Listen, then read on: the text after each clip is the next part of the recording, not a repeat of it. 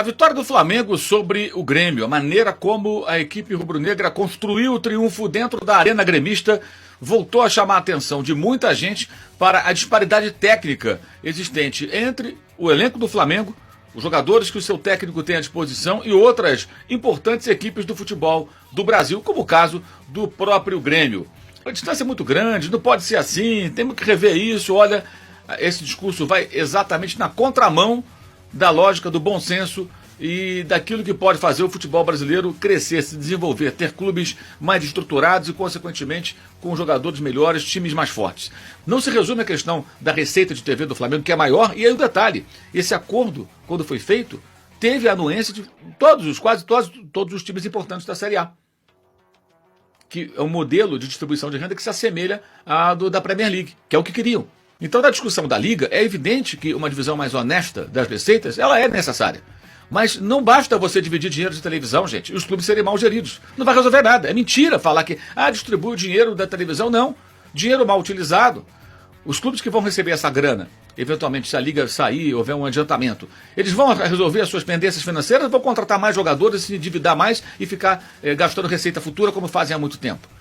Então é balela falar em distribuição de receita de televisão como se isso fosse resolver. Não resolve se a gestão for ruim. O mais importante é a gestão, o resto vem depois. E uma outra coisa, é evidente que o Flamengo e o Corinthians vão ganhar mais, tem mais torcida, em qualquer lugar do mundo é assim, dão mais audiência. Mas vamos aumentar esse bolo vai ficar maior? Então, a partir do que ele crescer, se ele dobrar esse 100% a mais, vamos dividir de uma forma mais igualitária. Eu sou totalmente a favor dessa divisão mais igualitária.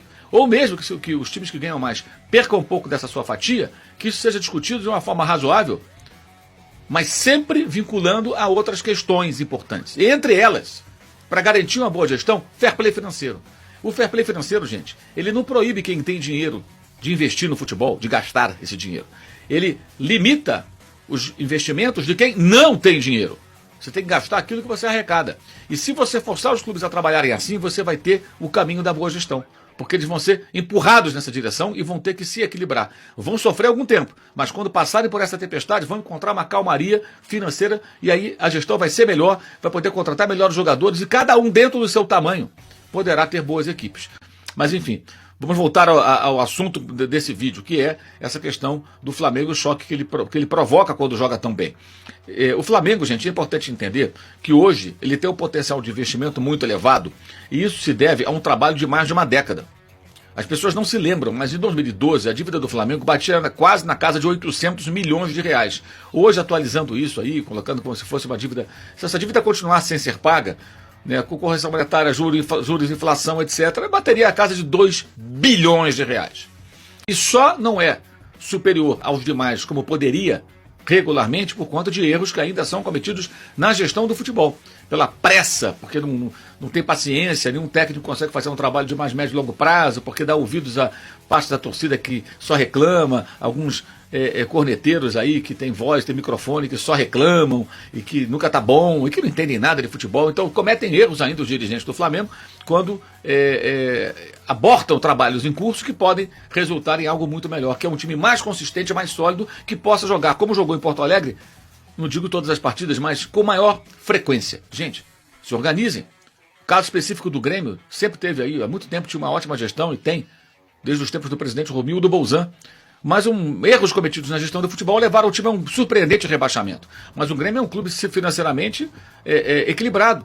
Ele pode, aos poucos, se reestruturar. O Grêmio fez investimentos esse ano. Contratou Vilha Sante, contratou Carvalho, contratou jogadores no exterior, Soares. O Grêmio não tem um time assim tão barato, né? E o Grêmio, quando estava na segunda divisão, tinha um dos elencos mais caros. Então, o que tem que ser feito acho eu, lutar para que o futebol brasileiro se estruture e que os clubes se organizem e possam ser saudáveis financeiramente. Mas isso leva tempo. O que eu falei, leva tempo. O Flamengo levou anos para conseguir investir e já está há mais de uma década nessa caminhada, nessa pegada. Quem quer tomar esse remédio amargo? Porque a receita cresce no momento em que o Flamengo, em 2013, na virada do ano, na primeira gestão do Eduardo Bandeira de Mello, que foi eleito presidente entrando como candidato 24 dias antes do pleito, o candidato era o Valim Vasconcelos, o pacote de reforma do Flamengo estava todo ele pronto, tá? E o Bandeira de Melo, ele entra no final e faz o seu papel, mantendo depois aquela política de austeridade que foi definida e sendo muito importante no projeto do Profut. Foi muito atuante, ele tem suas virtudes, evidentemente. Mas esse pacote foi montado antes por várias pessoas, entre elas o próprio Rodolfo Landim, que viria a ser o presidente lá anos depois, e é o presidente atual do seu segundo mandato. O Flamengo, surpreendentemente, ganha a Copa do Brasil em 2013. O seu principal jogador era o Elias. Elias ex-Corinthians, que foi vendido ao Sport de Lisboa, e o Sport o emprestou ao Flamengo.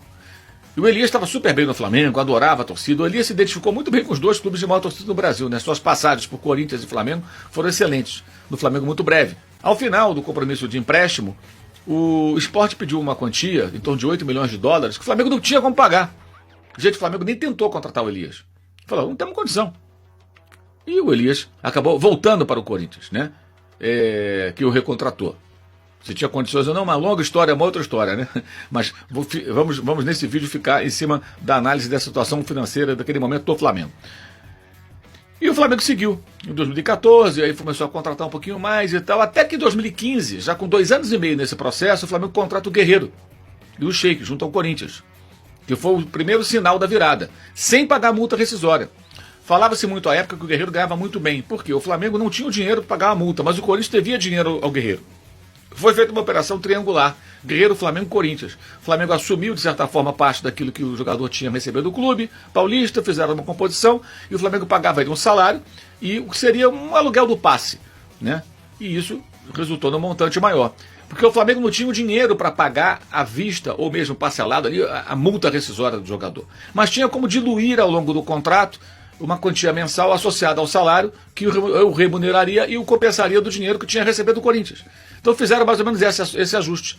E ali veio o Guerreiro, ainda assim, para completar, veio o Sheik por um período mais curto, mas o Guerreiro foi a grande contratação. E em 2016 o Diego Ribas, que não estava mais atuando no Fenerbahçe, estava ali meio disponível também sem pagar multa. Note que no início o Flamengo não pagava multa. E só em 2018 a primeira contratação mais cara. 2018 já tinha 13, 14, 15, 16, 17, 18. Então, o 6º ano da recuperação. Gente, 6º ano da recuperação do Flamengo. Aí veio a primeira cara a contratação. Vitinho, 10 milhões de euros. Muita gente acha que foi um mau negócio. Eu acho que o Vitinho nunca foi protagonista como se vendeu à época que ele seria. E nunca será, não é o perfil dele. Mas ele foi um bom jogador e foi útil em muitos momentos do Flamengo. Eu acho que ele valeu a pena. E significou ali um outro sinal para o mercado. Olha, agora a gente vai lá fora e contrata o jogador por 10 milhões de euros. O Flamengo está vivo e tem condições de fazer mais investimentos. E o Flamengo não ganhava títulos.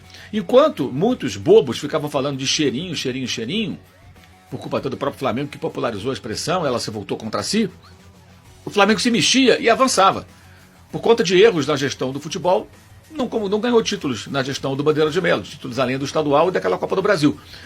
Mas chegou em finais de Sul-Americana, de Copa do Brasil, poderia ter levantado troféus se não fossem alguns erros cometidos na gestão do futebol, na minha opinião. Escolha de técnico, faltava um goleiro de mais qualidade, esse tipo de coisa. Mas enfim, aí vem 19. E aí entrou uma outra gestão com o Rodolfo Landim, mais agressiva no mercado, num outro momento do clube, e começa a fazer grandes contratações. Dali para frente, o Flamengo ficou forte e quase todo ano ganha campeonatos, mesmo quando não vence nenhum título importante, ele figura entre os principais times do futebol brasileiro, chegando em decisões, ficando bem colocado no Campeonato Brasileiro, ou seja, mudou completamente. E só não é superior aos demais como poderia regularmente por conta de erros que ainda são cometidos na gestão do futebol. Pela pressa, porque não tem paciência, nenhum técnico consegue fazer um trabalho de mais médio e longo prazo, porque dá ouvidos a parte da torcida que só reclama, alguns corneteiros aí que tem voz, tem microfone, que só reclamam e que nunca tá bom e que não entendem nada de futebol. Então cometem erros ainda os dirigentes do Flamengo quando abortam trabalhos em curso que podem resultar em algo muito melhor, que é um time mais consistente, mais sólido, que possa jogar como jogou em Porto Alegre, não digo todas as partidas, mas com maior frequência. E aí o Flamengo, se conseguir isso um dia, ele vai ampliar ainda mais a distância para os demais.